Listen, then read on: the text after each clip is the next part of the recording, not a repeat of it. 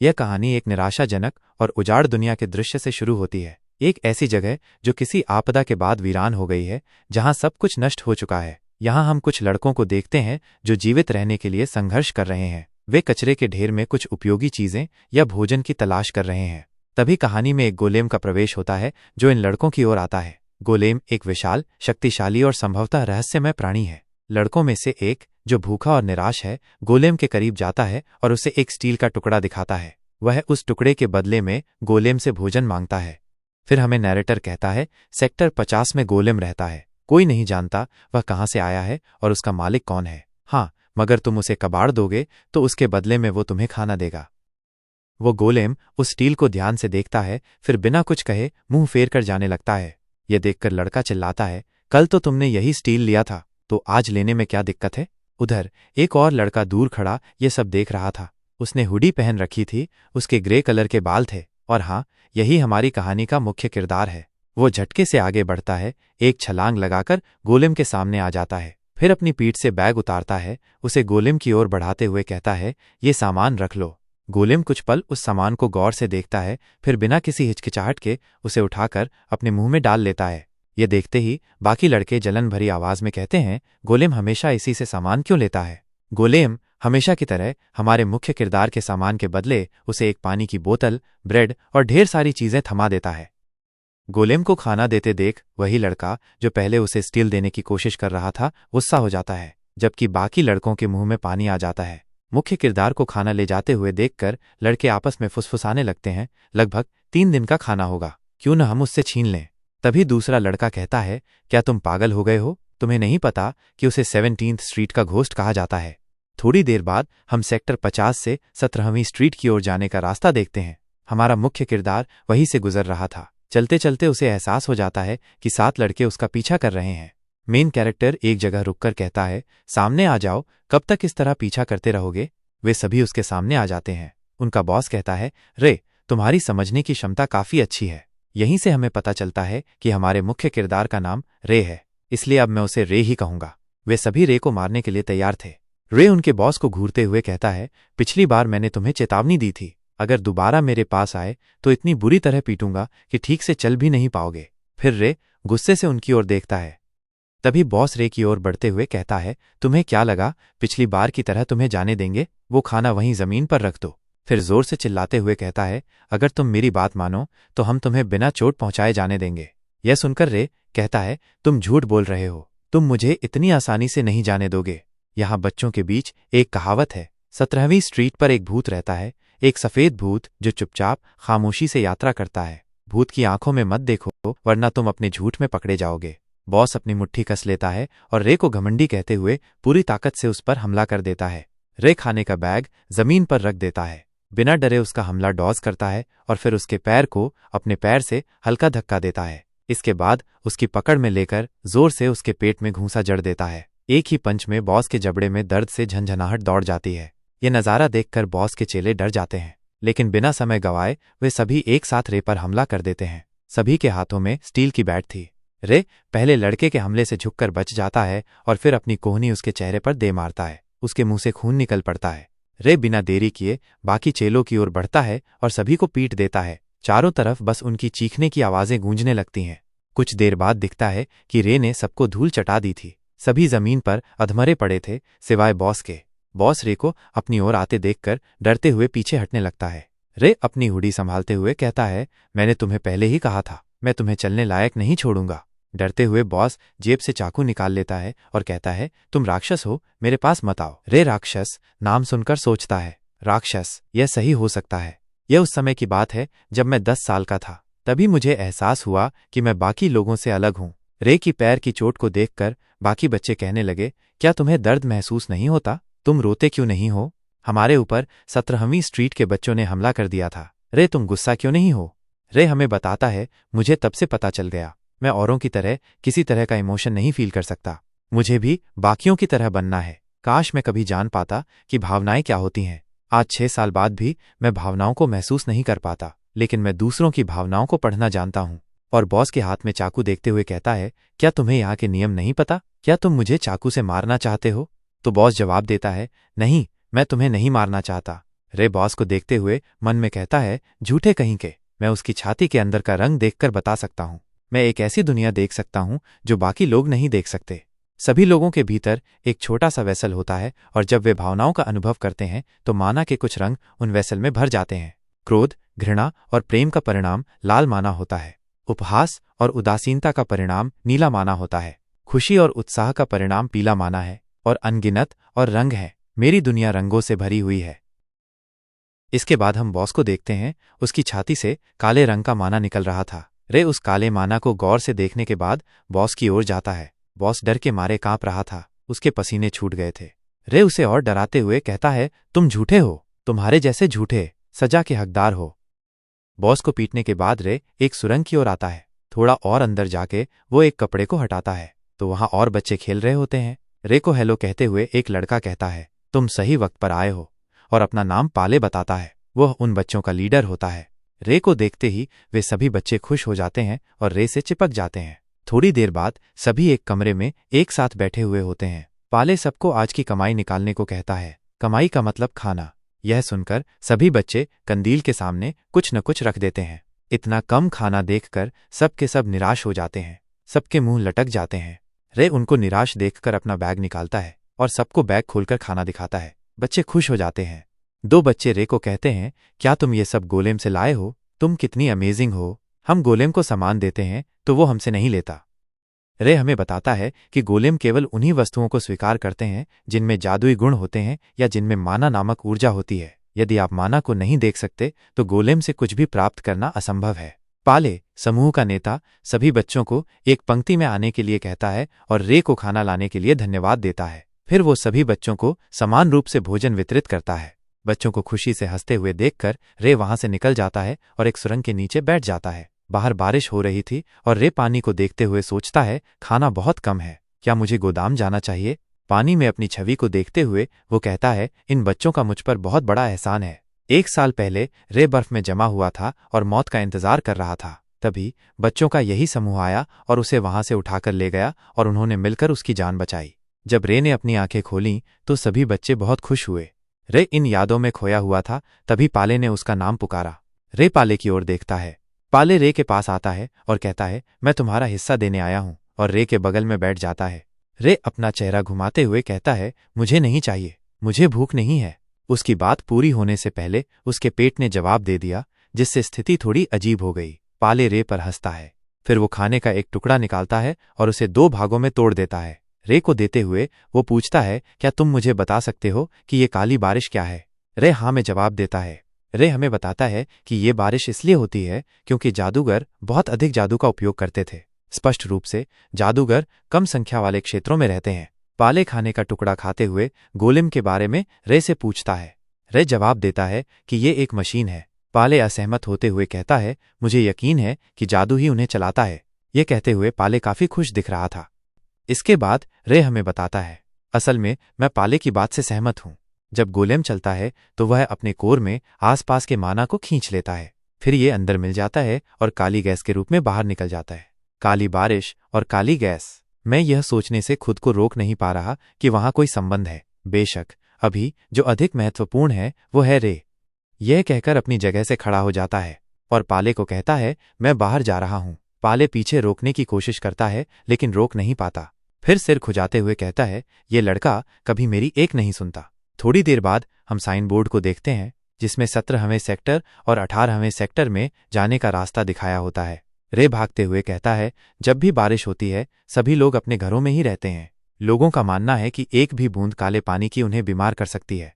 हाँ, लेकिन मेरी बात अलग है। मैं खुद को बारिश से बचा सकता हूँ, इसलिए काम करना आसान हो जाता है। 18वीं स्ट्रीट लिम्प फुट हेक्टर राशन गोदाम के समान आकर रे रुक जाता है और थोड़ा गौर से देखता है।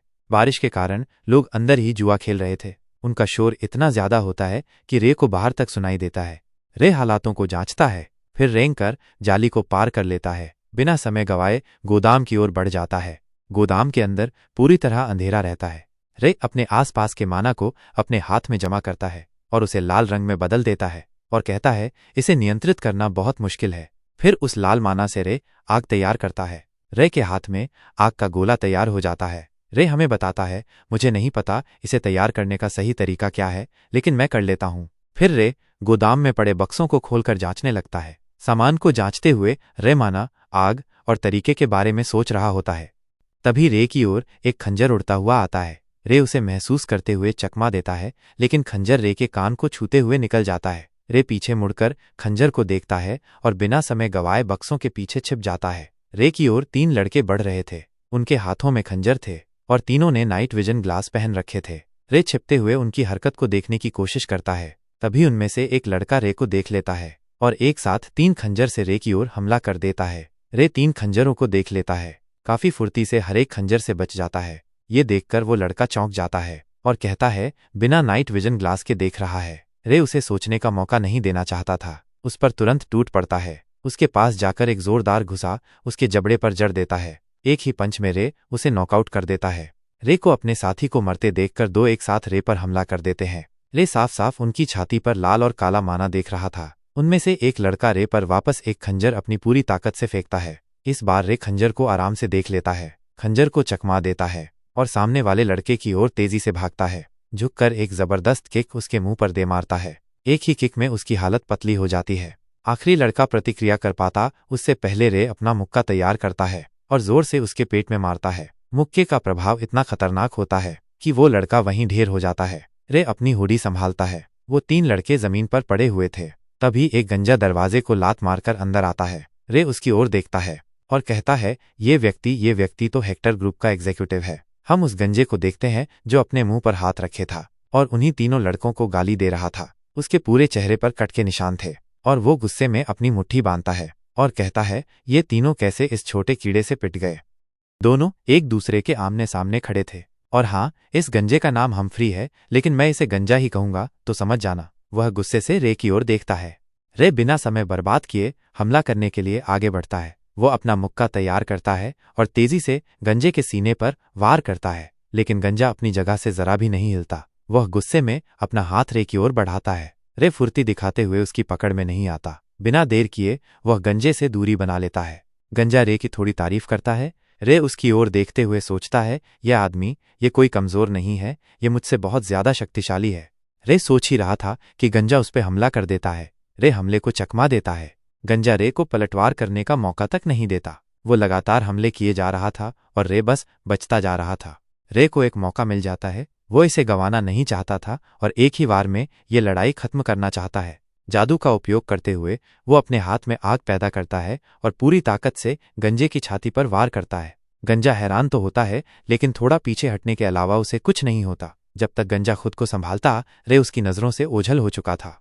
स्ट्रीट 18 में हाहाकार मचा हुआ था। हर तरफ रे की तलाश हो रही थी। रे दीवार से चिपका हुआ था और 2 खूंखार लड़के उसी तरफ आ रहे थे। रे ने उनका ध्यान भटकाने के लिए एक चीज को स्ट्रीट 18 के प्रवेश द्वार की ओर जोर से फेंका। धमाके की आवाज सुनकर वे लड़के गुस्से में प्रवेश द्वार की ओर मुड़े। जाते जाते रे को अपशब्द कह रहे थे। रे ने इस सुनहरे अवसर का लाभ उठाया और बिजली की फुर्ती से जाली के ऊपर से कूद गया। भागते हुए उसका दिल तेज धड़क रहा था और दिमाग में ख्याल उमड़ रहे थे, मैंने हेक्टर ग्रुप के गोदाम से माल उड़ाया है। अगर उन्होंने मुझे पकड़ लिया तो वे मुझे जिंदा नहीं छोड़ेंगे। हाँ, मैं मौत से नहीं डरता, लेकिन अगर मैं मर गया तो वे अनाथ बच्चे मेरे बिना ज्यादा दिन नहीं जी पाएंगे। मैंने अभी तक उनके एहसान का बदला नहीं चुकाया है। तभी एक लड़के ने रे को देख लिया और चिल्लाकर सबको उसकी जगह बता दी। रे ने भागते हुए पीछे मुड़कर देखा तो 2 बदमाश उसका पीछा कर रहे थे। अब रे का भागना बेकार था क्योंकि आगे रास्ता बंद हो चुका था। वे दोनों लड़के रे के पीछे पीछे उसके पास पहुंच गए। उन्होंने रे को मारने के लिए डैगर निकाल ली। रे ने उनकी ओर देखा और लड़ने के लिए तैयार होते हुए अपने बाएं हाथ में लाल माना जमा की। वे दोनों लड़के एक साथ हमला करते हैं। रे बाएं हाथ से हमला रोकता है और दाएं हाथ से एक का जबड़ा तोड़ देता है। दूसरे लड़के का हाथ पकड़कर मोड़ देता है और अपने दूसरे हाथ में पीली माना इकट्ठा करते हुए उसके भी मुंह पर हमला कर देता है। हमला इतना जोरदार था कि वो बदमाश वहीं जमीन पर बेहोश हो जाता है। रे दोनों को बेहोश करने के बाद उनकी डैगर उठा लेता है। बाकी लड़कों की आवाज सुनकर वो पास के कूड़ेदान में छिप जाता है। लड़के वहीं से गुजर रहे थे। रे मन ही मन कहता है, अगर वे मेरा पीछा करते हुए अनाथ बच्चों के पास पहुंच गए तो मुसीबत हो जाएगी। और सोचता है, लगता है मुझे आज की रात यहीं कूड़े में बितानी पड़ेगी। सोचते सोचते वह कचरे में सो जाता है। अगले दिन रे अपनी आंखें खोलता है, कूड़ेदान से निकलता है और मन ही मन सोचता है, अब तक यहाँ कोई नहीं होना चाहिए था। लेकिन तभी उसे एक आवाज सुनाई देती है जिससे वो चौंक जाता है। एक लड़का अभी भी उसका इंतजार कर रहा था। रे उसे थोड़ी चिंता से देखता है। लड़के की छाती पर लाल रंग का माना है जो क्रोध का प्रतीक है। रे उसे देखते ही लड़ने की पोज ले लेता है, लेकिन वो अभी भी पिछली लड़ाई से पूरी तरह ठीक नहीं हुआ था। रे को लड़ाई की पोज लेते देखकर लड़का और भी ज्यादा क्रोधित हो जाता है और पूरी ताकत से हमला करने के लिए आगे बढ़ता है। वो रे को गाली देते हुए एक खंजर से हमला करता है, लेकिन रे फुर्ती से पीछे हट जाता है। रे को बचते देखकर लड़का और भी गुस्से में आकर फिर से हमला करता है, लेकिन रे इस बार भी बच जाता है, बस उसके बाल थोड़े कट जाते हैं। अब लड़के का गुस्सा 7वें आसमान पर पहुंच गया था। वो इस बार इतनी तेजी से हमला करता है कि रे हमले को देखता तो है, लेकिन जवाबी हमला करने का समय नहीं मिलता। तभी हमें दूर से गोलियों की आवाज सुनाई देती है। रे के चेहरे पर खून ही खून लग जाता है। फिर हम उस लड़के को रे के बगल में गिरते हुए देखते हैं। उसकी खोपड़ी से खून निकल रहा होता है। किसी ने उसे बंदूक से उड़ा दिया था। फिर हम गोली चलाने वाले को देखते हैं। भाई ने जबरदस्त एंट्री मारी है। वो रे से कहता है ये काफी खतरनाक था। फिर वो अपनी जेब से सिगरेट निकालकर जलाता है और पीता है। उसका नाम नीलेश है, काले बालों वाला नीलेश, और हाँ, यही गली नंबर 17 का बॉस है। नाइल्स रे के पास आकर उसे खतरनाक जगह अकेले जाने से मना करता है। रे अपने चेहरे पर लगे खून को साफ करते हुए नाइल्स को बचाने के लिए धन्यवाद कहता है। रे के पास गोदाम से चुराया हुआ सामान देखता है और उससे कहता है तुम बचे, तुम बहुत मुश्किल काम करते हो। रे नाइल्स की ओर देखते हुए मन ही मन सोचता है नाइल्स जैसे लोगों से निपटना बहुत मुश्किल है। नाइल्स की छाती में हल्की काली और सफेद माना दिखाई देता है, जिनका वेसल कभी भी भरता नहीं है। नाइल्स रे से कहता है अगर तुम इसी तरह रहे तो तुम बहुत जल्दी मर जाओगे, और उसे खतरनाक काम करने से मना करता है। फिर नाइल्स अपने बाल बनाते हुए कहता है वैसे भी तुमने मेरी जान बचाई थी तो मैं उसी एहसान का बदला चुका रहा हूँ। रे के नजदीक आते हुए उसे बचाने के लिए धन्यवाद कहता है। रे नाइल्स से कहता है तुमने एहसान चुका दिया है, तुम्हें और ज्यादा करने की जरूरत नहीं है। 1 साल पहले रे ने नाइल्स को नदी के किनारे से निकाला था। नाइल्स सेक्टर 46 का एग्जीक्यूटिव था, लेकिन उसे धोखा दिया गया था। नाइल्स को उसकी जान बचाने के बदले उसने रे को 1 साल पहले ही लड़ना सिखाया था। रे नाइल्स की ओर देखते हुए उसे अपने ऑर्गेनाइजेशन में शामिल करने को कहता है। रे अनाथ बच्चों के लिए नाइल्स के ऑर्गेनाइजेशन में शामिल होना चाहता है। नाइल्स रे को थोड़ी देर देखता है, फिर मुड़कर कहता है तुम जादू का इस्तेमाल कर सकते हो, है ना? रे जादू सुनकर चौंक जाता है और उसे जादू के बारे में सवाल करने लगता है। नाइल्स वापस एक सिगरेट जलाते हुए मन ही मन सोचता है मैंने तो बस तुक्का लगाया था, तो ये बात सही है। बताता है कि वो एक बार जादूगर से मिल चुका है। हवा में माना होता है जिसका इस्तेमाल जादूगर जादू के लिए करते हैं, और हाँ, बहुत कम इंसान माना को महसूस कर पाते हैं। रे वापस पूछता है क्या रंगों के बारे में पता है? नाइल्स मना कर देता है। रे हवा में बहुत सारे रंग देखते हुए मन ही मन सोचता है मुझे इतने सारे रंग क्यों दिखाई देते हैं, ये सब क्या है? वह फिर से सवाल करता है। रे को इतने सारे सवाल करते देखकर नाइल्स चिढ़ जाता है। वो उस पर वार करता है, लेकिन चूक जाता है। फिर थोड़ी देर बाद नाइल्स रे को अपने ऑर्गेनाइजेशन में शामिल करने से मना कर देता है। नाइल्स बताता है सभी सेक्टर एल्टन नदी के किनारे हैं। यदि नदी के किनारे किनारे ऊपर जाएंगे तो बाकी सेक्टर में पहुंचेंगे। संभवतः झुग्गी झोपड़ियों से बचकर वहां बेहतर जीवन पा सकते हैं। और रे को देखते हुए कहता है तुम्हारे लिए यह जगह सही नहीं है। मैं नहीं चाहता कि तुम यहीं पर मर जाओ। क्या सेक्टर 50 छोड़ने का विचार आया है? मैं तुम्हारे लिए कार भी व्यवस्थित अरेंज कर देता हूँ। रे मना करते हुए अनाथ बच्चों की चिंता जताता है। यह सुनकर नाइल्स मुस्कुराते हुए अनाथ बच्चों की चिंता न करने को कहता है, क्योंकि वह एक अनाथालय खोलने वाला है। रे का सिर सहलाते हुए बोलता है वे सभी बच्चों को उसी अनाथालय में रखेगा। रे यह सुनकर नाइल्स की छाती देखता है। वही पुराने रंगों का माना दिखाई देता है और सोचता है ये अपनी बातों का पक्का है। रे नाइल्स को बताता है मुझे लगता है हेक्टर जंग की तैयारी कर रहा है। मैंने वहां हथियारों से लदे कई ट्रक देखे। नाइल्स कहता है मुझे ये बात मालूम है, और याद रखना किसी पर गोली चलाना जंग का ऐलान होता है। फिर वे दोनों काफी देर तक बातें करते हैं। इस दौरान नाइल्स कई बार रे को मारने की कोशिश करता है, लेकिन हर बार नाकाम रहता है। तभी एक गाड़ी आती है। ड्राइवर नाइल्स को चलने के लिए कहता है। नाइल्स गाड़ी की ओर बढ़ता है। गाड़ी में बैठने से पहले वह रे की तरफ कुछ फेंकता है। रे उसे लपक लेता है और देखता है तो वह दवा होती है। नाइल्स जाते हुए रे को उस दवा को अपने कान में लगाने के लिए कहता है। रे उसे जाते हुए देखता रहता है पर कुछ नहीं बोलता। फिर दृश्य 17वीं गली में बदलता है। वहां एक वृद्ध महिला और एक लड़का दिखाई देते हैं। रे को देखकर लड़का खुशी से झूम उठता है। वह रे की ओर दौड़ता है और पूछता है तुम कल घर क्यों नहीं आए थे? लेकिन रे की हालत देखकर उसकी आंखों में आंसू आ जाते हैं और वो पूछता है क्या तुम्हारी किसी से लड़ाई हो गई? रे उसे सांत्वना देता है और गोदाम से लूटा हुआ सामान उसे सौंप देता है। लड़का खुशी से फूला नहीं समाता और अपने तंबू की ओर चल देता है। लड़के को जाते हुए देखकर रे वृद्ध महिला से पूछता है आपने उसे क्या बताया? रे की आवाज़ सुनकर वृद्ध महिला उसका नाम लेती है और कहती है, मैं तो बस उसे इंद्रधनुष की कहानी सुना रही थी। ये वृद्ध महिला एक अंधी कहानीकार है जिसका नाम वायोला है। हाँ, लेकिन मैं उसे दादी कहूँगा तो समझ जाना। रे दादी की ओर मुड़ता है और कहता है, बच्चों को मनगढ़ंत काल्पनिक कहानियां मत सुनाइए। दादी जवाब देती हैं, बच्चों को नहीं तो किसे सुनाऊंगी। रे दादी को ध्यान से देखता है। दादी की छाती पर एक पर्पल रंग का माना होता है जो रे ने पहले कभी नहीं देखा था। रे जाते हुए दादी से कहता है, आपको यहाँ से चले जाना चाहिए, यहाँ युद्ध होने वाला है। दादी मुस्कुराती हैं और रे को दयालु कहती हैं। अगले दिन रे डिलीवरी का काम करता है। एक घर पर डिलीवरी के लिए दस्तक देता है। एक आदमी दरवाजा खोलता है। रे डिलीवरी बॉक्स लेकर अंदर जाता है। बॉक्स रखते हुए रे पूछता है, क्या आप ये जगह नहीं छोड़ने वाले? यहाँ युद्ध होने वाला है। आदमी जवाब देता है, हो सकता है युद्ध न हो। रे पूछता है, आपका क्या मतलब है? आदमी दरवाजे की ओर इशारा करते हुए कहता है, हेक्टर और नाइल्स अंदर बातचीत कर रहे हैं। अगर बातचीत सफल होती है तो युद्ध नहीं होगा। थोड़ी देर बाद दरवाजा खुलता है और 3 आदमी बाहर निकलते हैं, जिनमें से एक गंजा आदमी भी होता है। और हाँ, बीच वाले आदमी का नाम हेक्टर है और वही गली नंबर 18 का बॉस है। रे उन्हें देखते ही अपनी हुडी से अपना चेहरा ढक लेता है। हेक्टर रे को काम करते हुए देखता है और उसके पास जाता है। उसकी पीठ थपथपाता है और काम के बदले उसे पैसे देता है। फिर वो अपने आदमियों के साथ जाने लगता है, लेकिन गंजे आदमी की नज़र रे पर पड़ती है। वो रे को ध्यान से देखता है और उसकी नज़र रे के कान पर जाती है जहां एक पट्टी बंधी हुई है। रे और भी सतर्क हो जाता है। वो अपने कान को छुपा लेता है और मन ही मन सोचता है, क्या इसने मुझे पहचान लिया? गंजा आदमी रे को पहचान लेता है लेकिन बस खड़ा रहता है। तभी हेक्टर गंजे आदमी को आवाज़ देता है। हेक्टर की आवाज़ सुनकर वो रे से नज़र हटा लेता है और गाड़ी की ओर चल पड़ता है। वे तीनों गाड़ी में बैठकर चले जाते हैं। फिर रे मन ही मन सोचता है, गंजे आदमी ने मेरे कान पर लगी चोट से मुझे पहचान लिया था, लेकिन बिना कुछ कहे चला गया क्यों? फिर रे और वह आदमी नाइल्स को पुकारते हुए उसकी ओर चल पड़ते हैं। नाइल्स हमेशा की तरह सिगरेट पी रहा होता है। नाइल्स को चिंतित देखकर वो आदमी हैरान हो जाता है। फिर नाइल्स कहता है, बातचीत असफल हो गई। थोड़ी देर शांति छा जाती है। फिर नाइल्स भारी आवाज में कहता है, अब तो युद्ध निश्चित है।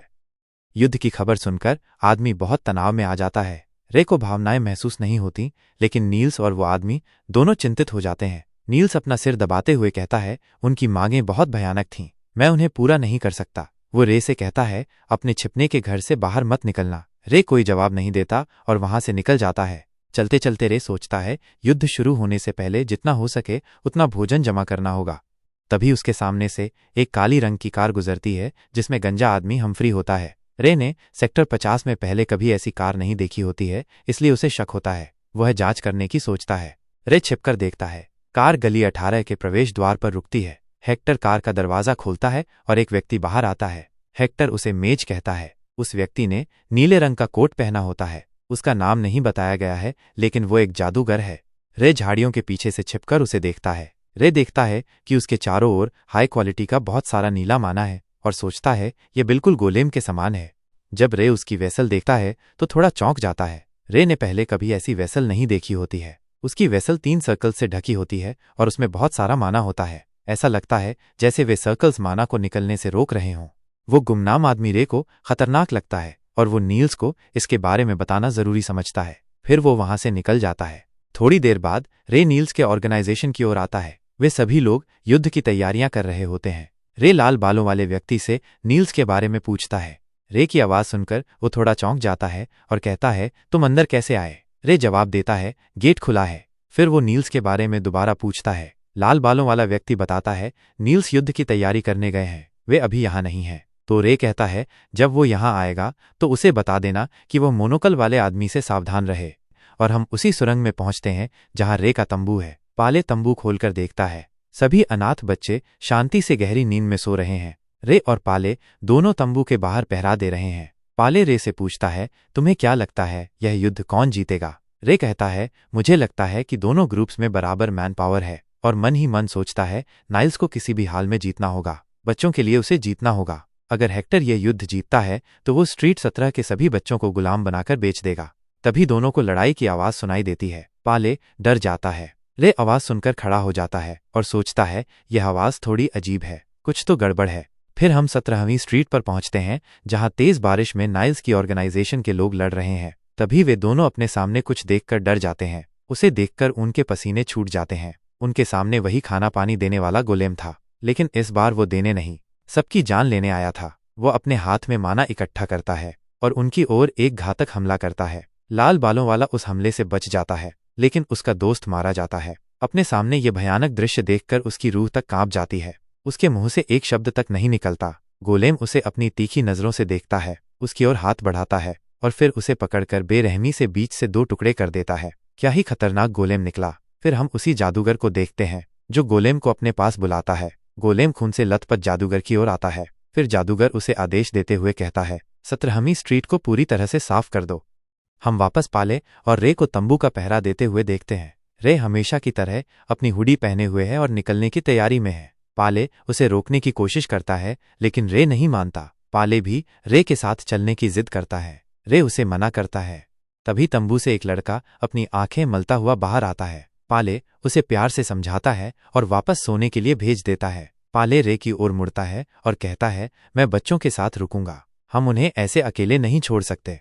फिर रे के कंधों पर हाथ रखकर वो उसे दूर जाने से मना करता है और जल्दी घर लौटने के लिए कहता है। फिर हम रे को 17वीं स्ट्रीट में देखते हैं। पूरी सड़क आग की लपटों से घिरी हुई है। न केवल यही, बल्कि नाइल्स के संगठन के लड़कों के शव भी चारों ओर बिखरे हुए हैं। रे उन्हें देखते हुए आगे बढ़ता है और लाल बालों वाले के सामने आकर रुक जाता है। वह कहता है, यह बहुत भयानक है, यहाँ क्या हुआ होगा। तभी रे चौंक जाता है। लाल बालों वाला रे को पुकारता है। वह मरती हुई आवाज में कहता है, वे साले गोलेम को लेकर आए हैं और उस गोलेम को एक मोनोकल वाला आदमी नियंत्रित कर रहा है। फिर हम वहां का भयानक दृश्य देखते हैं। लाल बालों वाले के 2 टुकड़े हो चुके हैं और उसके साथियों की भी वही हालत है। वह अपनी अंतिम सांसों में रे को सेक्टर 50 छोड़ने के लिए कहता है और दम तोड़ देता है। रे उसके सामने शांति से खड़ा है। चारों ओर खून ही खून है। रे बिना एक शब्द कहे उसकी आंखें बंद कर देता है। फिर वो वहां से एक खंजर उठाता है और नाइल्स के आदमियों के शवों को देखते हुए कहता है, मुझे नाइल्स के लोगों की मदद करनी होगी। अगर ऐसा ही चलता रहा तो सब मर जाएंगे। दूसरी ओर हम सुरंग को देखते हैं। लगातार गिरते पानी की धार वातावरण में तनाव पैदा कर रही है। हम पाले को देखते हैं, जिसके माथे से खून बह रहा है और उसकी बाहों में एक छोटा लड़का बेसुध पड़ा है। पाले उन बच्चों को बचाने में पूरी तरह नाकाम रहा है। उसके सभी साथी जो कभी उसके साथ थे, अब निर्जीव होकर जमीन पर बिखरे पड़े हैं। पाले उसी हालत में धीरे से अपनी पलकें खोलता है और सिर उठाकर देखता है। उसके सामने एक भयानक गोलेम हमला करने के लिए अपने हाथ में माना को इकट्ठा कर रहा है। अपनी अंतिम सांसों में पाले रे को याद करते हुए रोता है और कहता है, रे, तुम्हें घर लौटने की कोई आवश्यकता नहीं है। रे वहां पहुंच चुका था ऑर्गेनाइजेशन के बाकी लड़ाकों की मदद के लिए, लेकिन वो देर कर चुका था। चारों तरफ बस लाशें बिछी हुई थीं। हर एक लड़का मारा जा चुका था। मृत शरीरों को देखते हुए रे फौरन जांच करने लगा। उसकी निगाहें इधर उधर दौड़ रही थीं और तभी उसने बुदबुदाया, नाइल्स की बॉडी नहीं मिल रही, इसका मतलब वो अभी भी जिंदा है। तभी अचानक उसके पीछे एक जोरदार धमाका हुआ। तेज गूंजती आवाज से सतर्क होकर रे झटके से पीछे मुड़ा। उसकी नजर टनल की ओर गई और उसने कहा, यह धमाका टनल की तरफ हुआ है। बिना समय गंवाए वो पूरी रफ्तार से उस ओर दौड़ पड़ा। टनल के पास पहुंचते ही उसका दिल तेजी से धड़कने लगा। उसके सामने वही गोलेम खड़ा था जिसने ये धमाका किया था। रे स्तब्ध रह गया। सामने का नजारा भयानक था। उसके तंबू के चिथड़े उड़ चुके थे और गोलेम के पैरों के नीचे खून की नदियां बह रही थीं। यह दृश्य देखकर पहली बार रे के भीतर एक तीव्र दहकता हुआ गुस्सा उमड़ा। उसका पूरा शरीर क्रोध से जल उठा। रे ने एक ही छलांग में गोलेम पर हमला बोल दिया। उसकी आंखों से लाल माना लहराने लगी, लेकिन गोलेम ने उसकी उपस्थिति को पहले ही भांप लिया था। जैसे ही रे हमला करने को पहुंचा, गोलेम तेजी से पलटा और पूरी ताकत से रे को एक जोरदार मुक्का जड़ दिया। हवा में ही रे के मुंह से खून का फव्वारा निकल पड़ा। अगले ही पल वो तेज रफ्तार में उड़ता हुआ टनल की पीछे वाली दीवार से जा टकराया। धड़ाम! टक्कर इतनी भीषण थी कि पत्थर की दीवारों में दरारें पड़ गईं। रे जमीन पर गिरा पड़ा था। उसका शरीर कांप रहा था। वो दर्द से कराहते हुए अपनी आधी खुली आंखों से देखने लगा। उसकी धुंधली दृष्टि में अचानक एक दृश्य उभर आया। वही 5 बच्चे। वे सब खुश थे, खिलखिला रहे थे, एक दूसरे के साथ खेल रहे थे। उनकी हंसी की आवाजें हवा में गूंज रही थीं। और फिर पाले उसकी ओर देखते हुए गंभीर स्वर में बोला, मैं नहीं चाहता कि तुम यहाँ वापस आओ रे। रे की आंखें झटके से खुल गईं। सामने का दृश्य बदल चुका था। अब वहां कोई हंसी नहीं थी, बस खून से सने उन बच्चों के शव पड़े थे। वह कांपते हाथों से उनकी ओर बढ़ा और एक एक करके उनके नाम पुकारने लगा। उनकी ओर देखकर बोला, नहीं, मैंने अभी तक तुम्हारा एहसान नहीं चुकाया है। गोलम रे को मारने के लिए उसकी ओर बढ़ रहा था। वो अपने हाथ में माना इकट्ठा करते हुए हमला करने की तैयारी कर रहा था। गोलम ने रे को अपनी तेज नजरों से घूरा और रे उसे देखते हुए कहता है, तो तुम ही हो जिसने सबको मौत के घाट उतार दिया। तुम ही थे जिसने उन बच्चों को मारा जो टनल के अधीन रहते थे, और नाइल्स की ऑर्गेनाइजेशन के लड़कों को भी। यहाँ तक कि 17वीं स्ट्रीट में रहने वाले हर एक इंसान को भी तुमने मार दिया। रे गुस्से से भरा हुआ गोलम को घूरता है और कहता है, मैं हर एक की मौत का बदला लूंगा जिसे तुमने मारा है। गोलम हमला करने के लिए तैयार था, लेकिन रे अपनी जगह से 1 इंच भी हिल नहीं पा रहा था। जैसे ही गोलम रे पर हमला करने ही वाला था, अचानक एक कार आकर गोलम को जोर से टक्कर मार देती है। गोलम टकराव की वजह से उछलकर दूर जा गिरता है। उस गाड़ी का दरवाजा खुलता है और नाइल्स चिल्लाते हुए बाहर आता है। इस बार भी भाई ने अपने हीरो को बचाने के लिए जबरदस्त एंट्री मारी है। फिर वो कार से उतरकर भागता हुआ रे की ओर जाता है। नाइल्स रे को संभालते हुए उसकी हालत के बारे में पूछता है। रे कांपते हुए लाशों के बारे में बताता है। नाइल्स टेंट की ओर मुड़ता है। चारों तरफ सिर्फ खून ही खून दिखाई दे रहा था। वो अपनी मुट्ठी भींच लेता है और रे से माफी मांगते हुए कहता है, मुझे आने में देर हो गई। रे जवाब देता है, नाइल्स, इसमें तुम्हारी कोई गलती नहीं है। नाइल्स रे को देखते हुए उसे अपने सीने से लगा लेता है। कुछ देर बाद वह रे को आराम से एक जगह बिठाता है और हेक्टर को लड़ाई में एक मैज लाने के लिए गाली देता है। तभी अचानक पीछे से एक खतरनाक माना का हमला आता है जो सीधा नाइल्स के आर पार निकल जाता है। रे देखता है गोलम फिर से खड़ा हो चुका था और उसने ये घातक हमला किया था। गोलम दोबारा एक और हमला करने के लिए माना इकट्ठा करने लगा। इधर नाइल्स के पेट में एक बड़ा छेद हो चुका था। रे ये देखकर शौक और डर से भर जाता है। नाइल्स रे की ओर देखकर मुस्कुराता है और अगले ही पल वह रे पर गिर जाता है। रे नाइल्स के पेट पर लगी गहरी चोट को अपने हाथ से महसूस करते हुए उसका नाम पुकारता है। उसका दिल तेजी से धड़कने लगता है। नाइल्स के साथ बिताए सारे पल रे की आंखों के सामने कौंधने लगते हैं। कैसे नाइल्स ने उसे लड़ना सिखाया था, कैसे वे साथ बैठकर खाना खाते थे, कैसे नाइल्स ने हमेशा रे के कंधे पर हाथ रखा था। नाइल्स रे का नाम लेता है और फिर सब शांत हो जाता है। अब रे का दिल पूरी तरह से गुस्से और नफरत से भर चुका था। रे के गुस्से की कोई सीमा नहीं थी। वो एक हाथ से नाइल्स को पकड़ते हुए दूसरे हाथ से गोलेम की ओर इशारा करता है। गोलेम और रे दोनों आमने सामने खड़े होकर अपने अपने हमले की तैयारी कर रहे थे। गोलेम पूरी तरह से ब्लू माना का हमला करने के लिए तैयार हो चुका था। दूसरी ओर रे रेड माना को अपने हाथ में इकट्ठा करके उसे और तेज करने लगा ताकि वो काउंटर अटैक कर सके। दोनों ने एक ही समय पर हमला कर दिया। ब्लू और रेड माना के बीच भयंकर टकराव हुआ। उन दोनों की शक्ति समान थी, लेकिन तभी रे गोलेम की ओर देखते हुए कहता है, इस बार मैं पहले जैसा नहीं हूं, अब मैं भावनाओं को महसूस कर सकता हूं। ये कहते ही वो अपनी शक्ति को और बढ़ा देता है। उसका हमला इतना घातक होता है कि न सिर्फ गोलेम के हमले को जलाकर खाक कर देता है, बल्कि खुद गोलेम भी आग की लपटों में समा जाता है। रे के प्रचंड हमले की वजह से जमीन तक जलकर राख हो चुकी थी, तो फिर गोलेम के बचने का तो सवाल ही नहीं उठता था।